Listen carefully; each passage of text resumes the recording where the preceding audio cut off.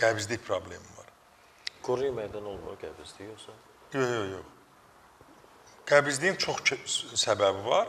Yeməyin də dəxli var. Ancaq köhülü səbəbi disbakterioz deyilir. Bağırsaq çöplərində qurdun da səbəbi var. Qurd da səbəbdir.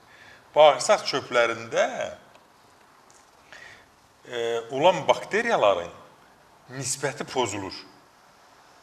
Yəni, bu normalda 10/6-dırsa, məsəl üçün dedim, 10/9-dursa... Deməli, bunlar anadan gəlmə olur, doktor? Yox. Sonradan yaranma. Sonra da qazanıla bilər. Anadan gəlmədən ən çox sonra qazanılır. Anadan gəlmə də ola bilər. Bunda 10/9-dur, 10/8-dur, 10/4-dür. Bu həzm prosesi getmir. Disbakteriya buna deyilər, köp əməllər edilir. Ya qəbizlik olur, ya ishal olur. Fərqi yox, proses başa çatmır. Orada da nəzisini əkdirirsən, əkdirdik, gördük ki, bunda həm uşaqda göbələk var. Uşaq xəstələndikcə antibiotik veriblər. Həm göbələk var. Bağırsaqlarına göbələk yaranır. Həm bağırsaq çöpləri çatmır. Faydalı, həzmi başa çatdıran bağırsaq çöpləri çatmır.